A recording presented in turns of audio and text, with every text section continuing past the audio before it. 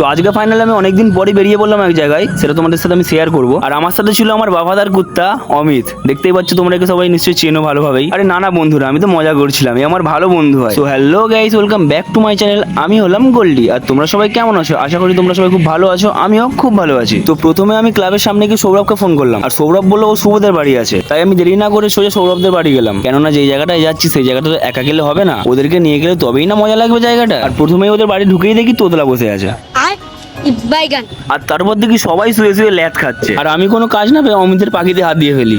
শালা হোমোচোদা নুনুই হাত দিচ্ছে আমার।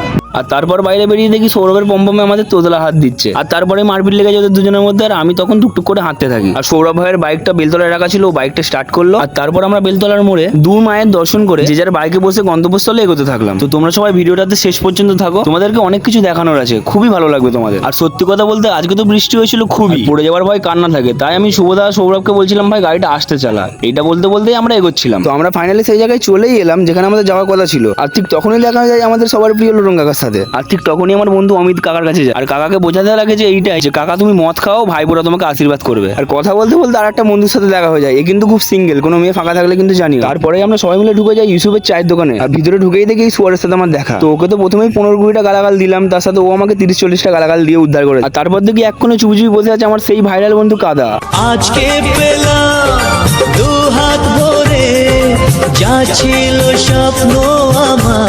তারপরে আমাদের জন্য ইউসুফ রেডি করতে থাকলো চা, আর ওর চা ফেটার স্টাইলটাই আলাদা। চা খাবো কি, চা ফাটার স্টাইল দেখেই মন ভরে যাচ্ছিল। তারপরে হালকা করে চাটা চেয়ার্স করলাম, আর গরম গরম চায়ে চুমুক দিলাম। আর সন্ধ্যেবেলা সকল বন্ধুদের সাথে চা খাওয়ার মজাটাই আলাদা। আর চাফা খেয়ে হালকা করে একটু পাপ কাজ করে ফেললাম। তখন দেখি পাশে এসে বসেছে একটা মায়াবী বিড়াল। আর এই দেখো সেই বাচ্চা ফচকে তোতলা কিভাবে সিগারেটটা খাচ্ছে। আর যখন দেখছো ওর ভিডিওটা করছিলাম অমনিও লজ্জা পেয়ে গেছে। আর আমাদের চাফা খাওয়া শেষ হওয়ার পর বাচ্চাকে বলা হয় যে ভাই তুই এবার পেমেন্টটা কর। ও ভাবলো কাদের সাথে এলাম রে ভাই, এসে তো ভেসে গেলাম। ও আর কিছু না বলতে পেরে চুপচাপ পেমেন্টটা করে দিল। আর পেমেন্টটা হয়ে যাওয়ার পর আমরা সবাই মিলে এবার বাড়ির দিকে যাওয়ার জন্য রেডি হলাম। তো বন্ধুরা তোমরা ভিডিওটা কোন জায়গা থেকে দেখছো তোমরা কমেন্টে অবশ্যই জানিও। আর ভিডিওটা ভালো লাগলে লাইক ও চ্যানেলটাকে ফলো করে দিও। চলো টাটা, বাই বাই।